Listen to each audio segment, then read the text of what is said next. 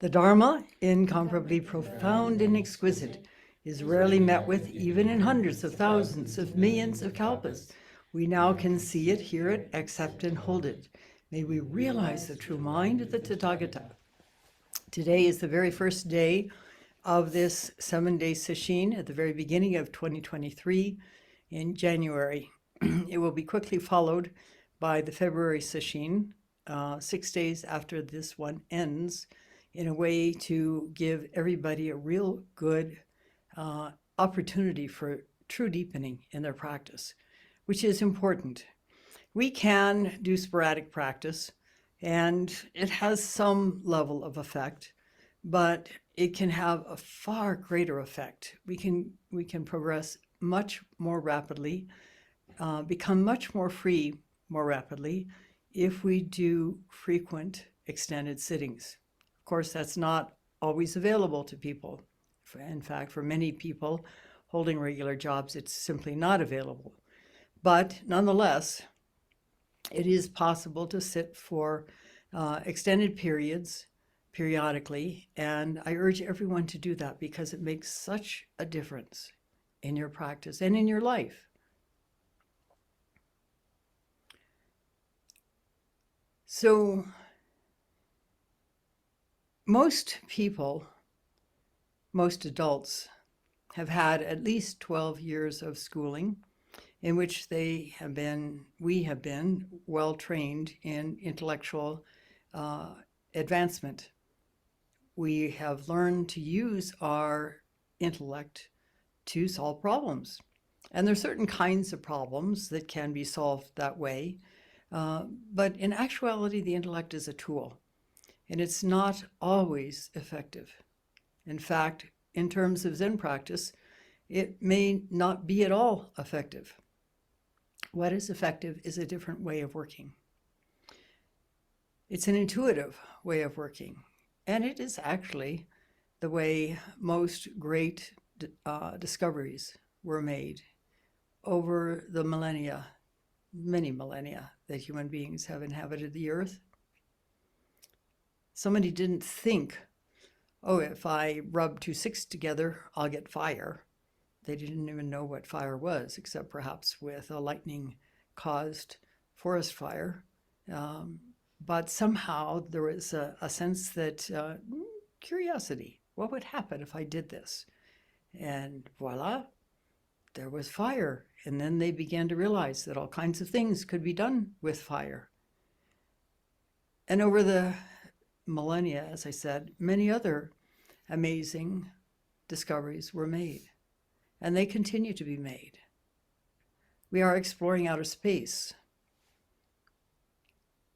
with tools, to be sure. They were intellectually invented, but what was done with the tools was hunches that maybe if we use this tool to explore in this part of the universe, we might come up with something else that we think might be there, but we're not sure, and so on. To help everyone get a sense of how to work with this sense, I'd like to share now from the writings of Jacques Lusseyran, who was French and who was, as a child at the age of 8, in a school accident, blinded. And that opened up a whole new universe to him, an amazing universe that he felt was actually a gift. And it is through this way of working that we work on our Zen practice. We cannot solve koans. We cannot come to awakening through thinking about it, through analyzing, through the intellectual exploration. We have to use a different way of working, and we are well endowed with that different way of working. Babies come into this world already able to do that. They naturally nurse, they naturally do everything that babies do, that human beings do, other than think, actually, and they survive. Of course, they're dependent on adults to supply food and so on. but in actuality, they are perfectly endowed with the ability to sleep, eat, poop, and so on. And as we grow older, we begin to develop cognitive abilities which can have benefits. But that's not the only way to live, and it's not the full way to live. If we live entirely through our intellect, we're missing an enormous amount of life. And so it is with Zen practice. In order to truly practice Zen successfully, we need to go beyond our intellect, because it will be great at developing stories, ideas, and so on, but it will not bring us to awakening. So let's share the writings of Jacques. This is from a book called, curiously, Against the Pollution of the I, meaning I, me, my. I suspect that was a translation from the French, and it's a little odd sounding in English, but it is what it is. And he was quite perceptive as a result of that accident that happened to him when he was 8. He wrote that he realized that he had lost the sight of his eyes, but he had gained a different kind of sight. He began to be able to tune in to the energy of everything around him, to sense the presence of things, to have a sense of the size even and the shape of his environment, even though he couldn't see it with his eyes. He could feel it. He also developed an amazing ability to intuit the energy of people. And this is something all of us naturally have. There's much more that occurs in human interactions beyond what we see and what we think. There's a lot of body language that is communicated more or less beneath the level of the intellect. And we will often encounter people that we have either a positive sense of or a negative sense of, and we don't have any actual reason why. There is just that sense. And quite often it's worth trusting. Not always, because it can simply be that the person reminds us of somebody that we've had a positive or negative experience with. But there is something about the energy of everything, human beings, furniture, the sky, the landscape, that expresses itself if we allow ourselves to pay attention. And this is why attention is so vital in Zen practice and life. This is why perhaps the mindfulness wave has been gathering energy, because it makes a difference in people's lives when they pay attention, when they're mindful.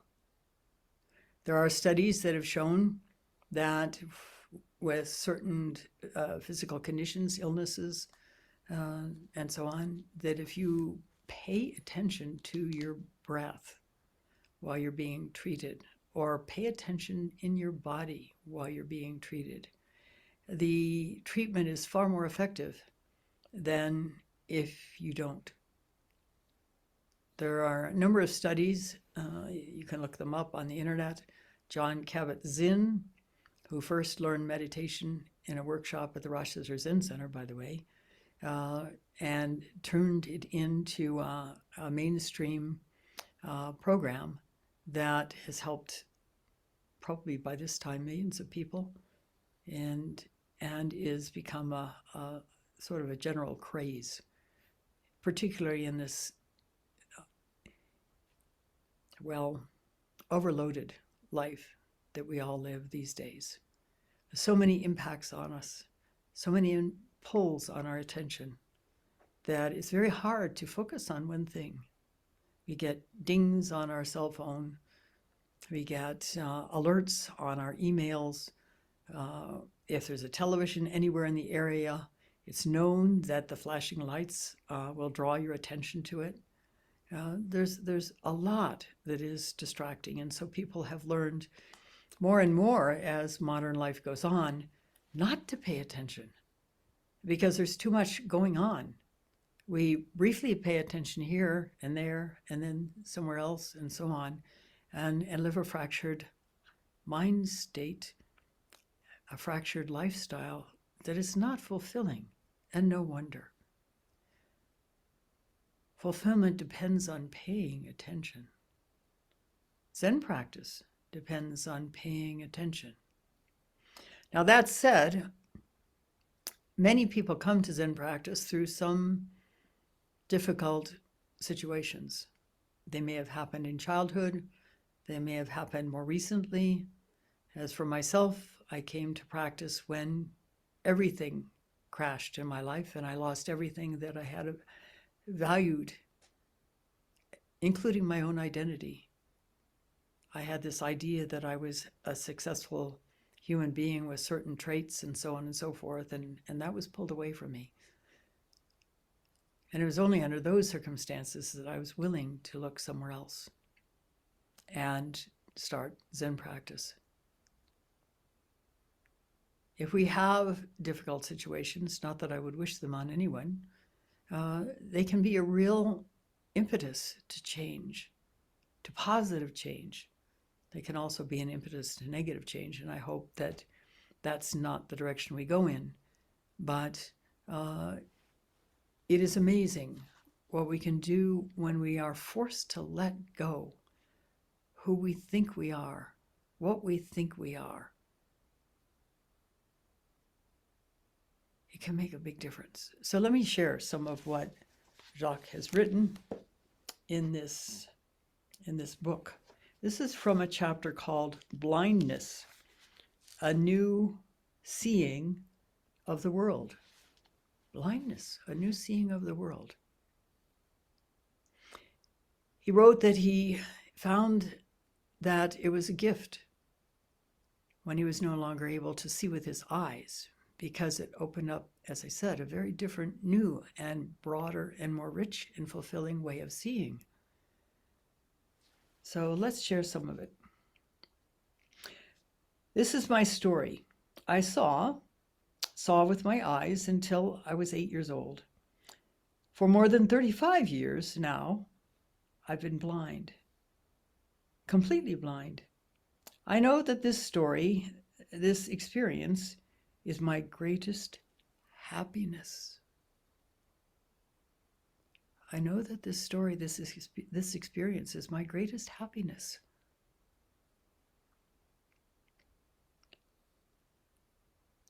I know, too, what one could say to this. These are only words. This is merely a poetic embellishment. It is a comforting fairy tale. It is mysticism. It is a proud rebellion against fate. This, however, is not true for me. I know too well that I did not attain this happiness by fighting for it, but that it has been given to me and in a very natural way.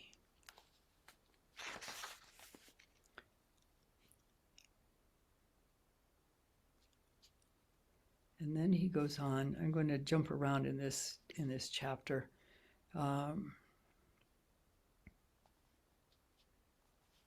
Because he talks about the value of being able to see with sight and how he was accused as a child of imagining what he was seeing or remembering what he was seeing when he actually was sensing.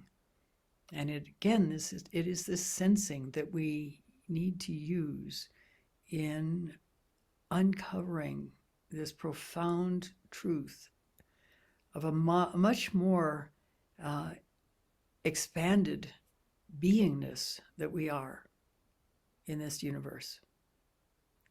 And that will lead to freedom from being caught in this narrow view of who we are.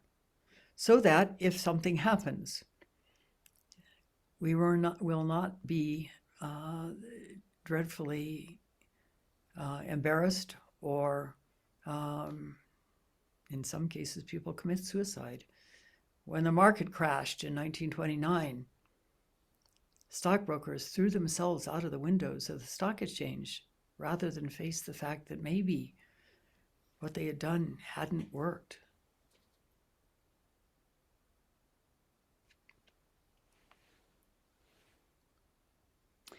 What is the value of seeing? Let me try to answer. Seeing is a valuable sense.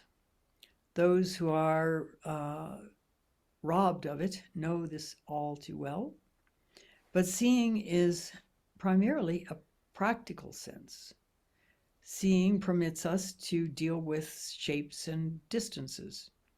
It makes every object useful, or at least usable. Seeing presents itself to us as an extension of our hands, as an added ability to manipulate. Thanks to the eyes, we go forward. We make a greater part of the universe our own.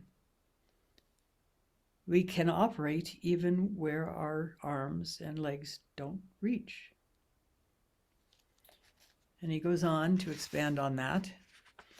I'm using seeing as an example here because most people, unless we have a hard time with sight, most people really depend on sight to navigate through the world and to read, and to, as an extension of that, to think.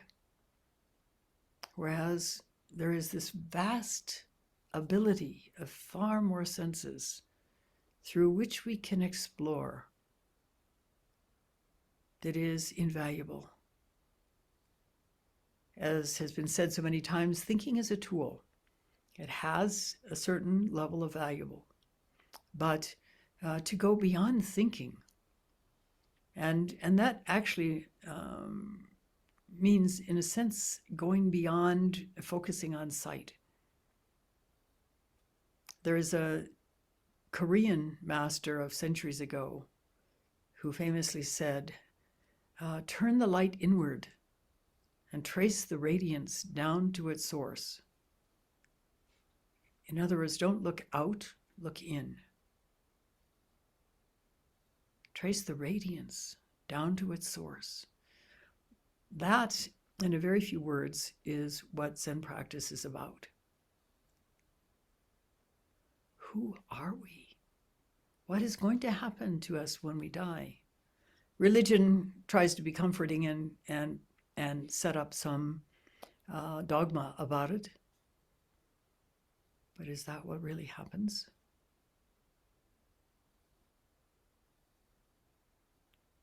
What does happen? And in between birth and death, who are we?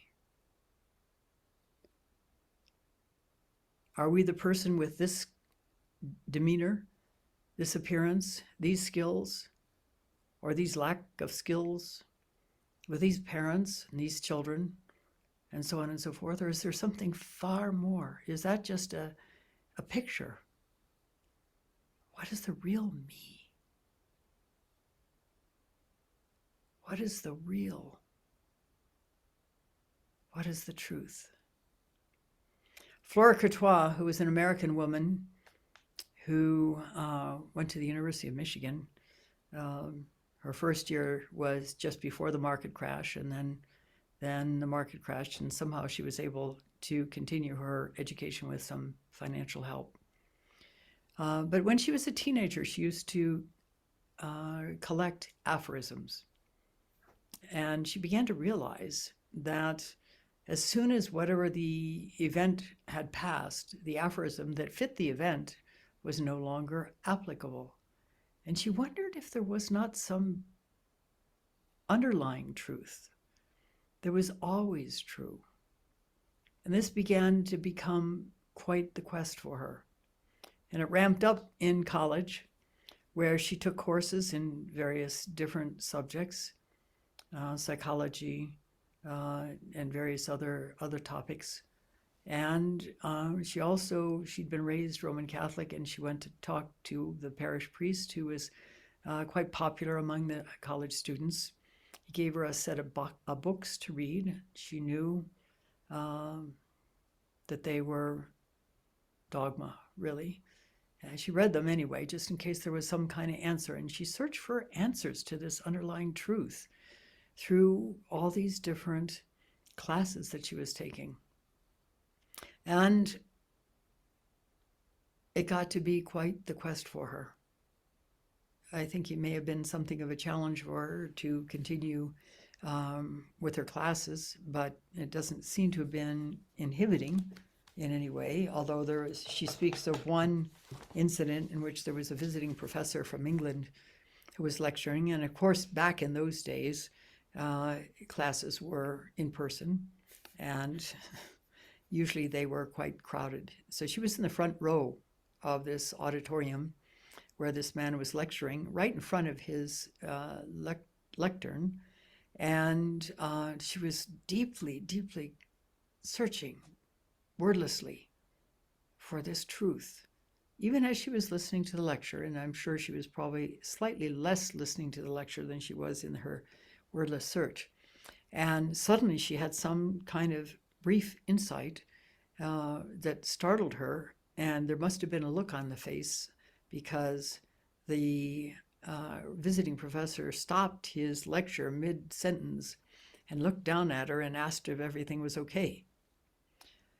But after some time in university, finding no answers in all those different college courses, she finally realized that she was going to have to search within herself, that it was not going to be possible through thought, through ideas, to find that deep truth that she was increasingly sensing exists.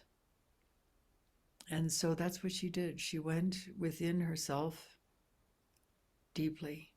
And the result was that she had a very deep awakening experience. And it changed her life. 20 years later, she was married, living in LA, and had discovered Zen. But initially, it was not practice, it was talk.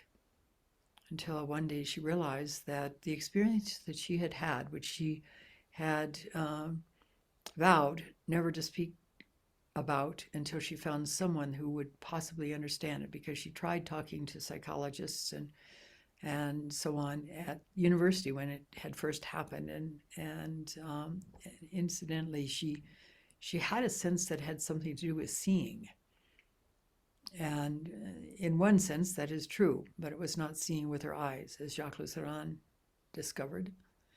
And she even went to speak with people who had investigated eyesight, to no avail. So that's when she decided that she wasn't going to talk about it anymore until she found somebody who would understand. And she ended up in a group that was doing a lot of talking about it, and suddenly realized that this experience of enlightenment that they had talked about was what fit the description of what had happened to her. And through that, she began to do Zazen with Mayuzumi, then sensei, eventually became Mitra-roshi, and the budding Zen Center of Los Angeles. And she stayed and trained, did all of the training. I went through all the koan work with Mitra-roshi. He asked her to teach at the end of that, and she declined.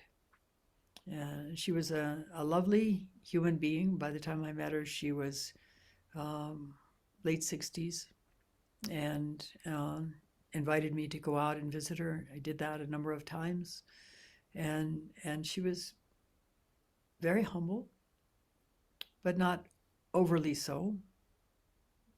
And by that time she was retired, but she had gone forward with her interest in psychology. And one of the things she told me, and this is relevant perhaps to all of you, she was involved in an experiment, and I don't remember more details about it because I don't think they were given, but she realized that there was a man who was one of the experimental subjects, and his eyes were not moving. Usually when we're talking or we're thinking, our eyes are moving around, darting here and there, but his were not. And he seemed to have had some level of insight. So she found that very interesting, that if we find ourselves with our eyes moving around, it's time to tune inward and start paying more attention to what's within instead of what's without. Because that's where awakening comes from.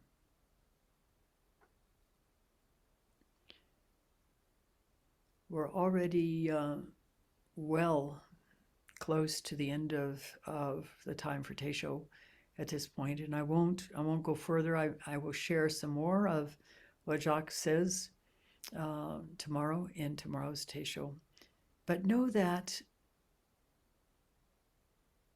we want to learn, if we haven't learned already, to sort of sink down into a place of, maybe we could call it reverie, although sometimes that involves remembering events that are pleasant, and that's not what it's about. It's about sinking down to a place of no thought, but almost like we're floating in deepening water,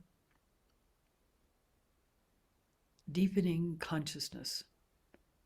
And out of that can, like happened to famous people who made famous discoveries, discovery, insight. And then, of course, to keep going. Because as you've heard so many times, insight needs to be brought to life in our life. It can't just be a memory. And it will become a memory if we don't work with it. And working with it is not intellectual. Insight brings about insight into our behavior as well. A clearer understanding of how we live, what we do, our motivations, and their results. And we need to work with that to clarify the parts that are not optimal in the sense of kindness, compassion, and so on. So that our behavior begins to reflect the insight that we have received. So I thank you for listening. We'll stop now and recite the 4 vows, and we will continue tomorrow. Thank you.